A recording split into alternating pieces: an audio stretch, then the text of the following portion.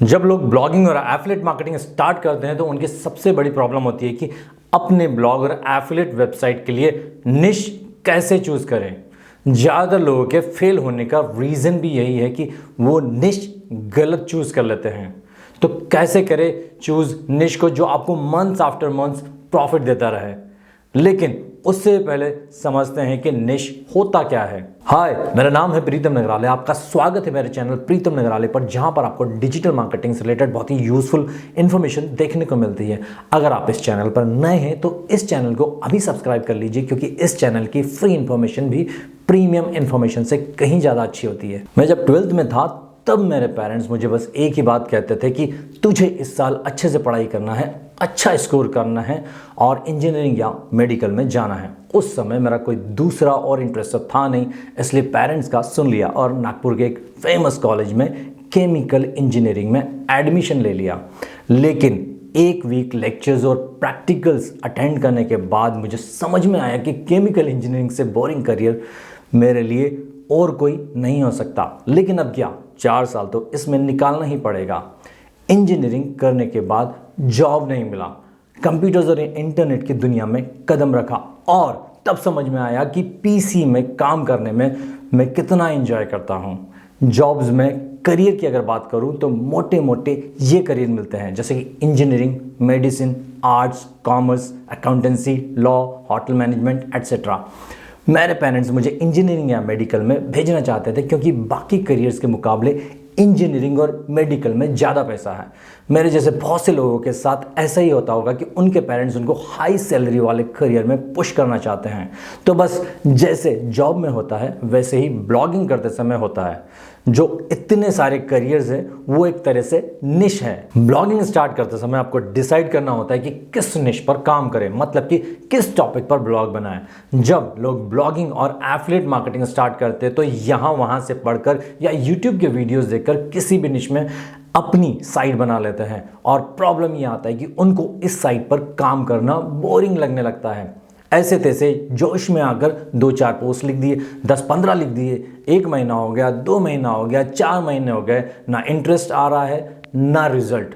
उसके बाद और 2-3 महीने चलो देख लेते हैं और उसके बाद काम करना बंद। ज़्यादातर लोग जो ब्लॉगिंग और एफिलिएट मार्केटिंग करना चाहते हैं उनकी यही कहानी होती है। तो फिर कैसे करें निश को चूज कि एंजॉय भी करें और प्रॉफिट भी।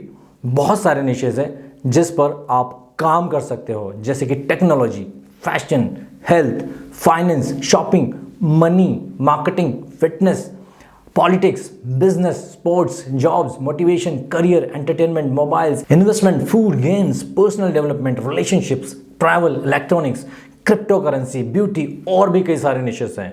तो आखिर कैसे करें निश को चूज? निश चूज करने के लिए 3 इंपॉर्टेंट स्टेप्स हैं। पहला है आपका पैशन, इंटरेस्ट, नॉलेज या एक्सपीरियंस। आपको चेक करना पड़ेगा कि आपका पैशन और इंटरेस्ट क्या है। ऐसा कौन सा टॉपिक है जिसके बारे में पढ़ने में आपको मजा आता है, ऐसा कौन सा टॉपिक है जिसके बारे में आपको दूसरे से अच्छा जानते हो। वो चीज़ आपको ढूंढनी है। आपको फाइनेंस में इंटरेस्ट हो सकता है, स्पोर्ट्स में हो सकता है, fitness, gardening, pets, travelling, music, games, gadgets, shopping, fashion या और किसी में हो सकता है।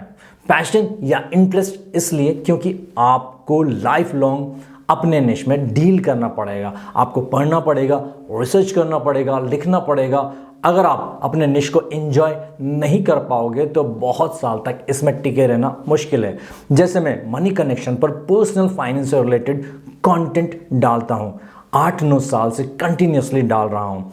इस टॉपिक को मैं रियल में एंजॉय करता हूं, इसलिए अभी तक मैं इसमें बोर नहीं हुआ हूं। ऐसा भी हो सकता है कि किसी फील्ड में आपको इंटरेस्ट ना हो, लेकिन आप उस फील्ड में रेगुलर काम करते हैं या वो आपका फील्ड है, तो उसकी वजह से आपको उस पर्टिकुलर निश का काफ़ी नॉलेज या एक्सपीरियंस होता है। जैसे कि आप लॉ की स्टडी कर रहे हो या इस फील्ड में जॉब करते हो, रियल एस्टेट में आप डील करते हो या किसी भी और टॉपिक पर, आप अपने नॉलेज और एक्सपीरियंस को लोगों के साथ शेयर कर सकते हो, क्योंकि लोगों को वेबसाइट पर उन कंटेंट को पढ़ना ज़्यादा पसंद है जिसमें कोई अपनी एक्सपर्टीज शेयर कर रहा हो। सेकेंड है ब्रॉड या नैरो या माइक्रो निश। किस टाइप के निश में काम करें? जैसे मेरा मनी कनेक्शन का निश पर्सनल फाइनेंस है और श्योर जॉब का जॉब्स एंड करियर। मैंने इसे 8 साल पहले स्टार्ट किया था। अगर आज मैं वापस से मनी कनेक्शन और श्योर जॉब जैसी वेबसाइट स्टार्ट करने का सोचूं तो इतनी सक्सेस मिलना डिफिकल्ट है, क्योंकि ये दोनों भी ब्रॉड निश हैं। मनी कनेक्शन पर make money idea, shopping and saving, blogging and affiliate marketing, general money related topics के बारे में मैं लिखता हूं। तो अगर मुझे आज अपना ब्लॉग स्टार्ट करना है तो मैं किसी नैरो निश में या माइक्रो निश पर काम करूंगा।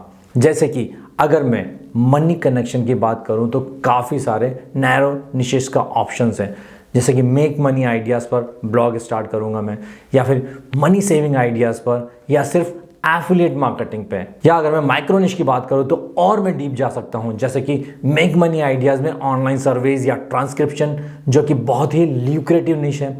या ब्लॉगिंग की बात करूं तो मैं वर्डप्रेस थीम्स या वेब होस्टिंग रिव्यूज़ पर ब्लॉग बना सकता हूं, जो कि बहुत प्रॉफिटेबल निशेस हैं। या फिर मनी सेविंग आइडियाज़ में किसी एक आइडिया पर मैं काम कर सकता हूं। माइक्रो निश में काम करने के कई बेनिफिट्स हैं, जैसे कि पहला, कंपटीशन ज़्यादा नहीं होता। दूसरा, गूगल रैंकिंग फास्ट आ सकती है। तीसरा, हाईली टारगेटेड होते हैं। फोर्थ, कंटेंट ज़्यादा लिखने की ज़रूरत नहीं है। पांचवा, कभी भी चेंज कर सकते हो।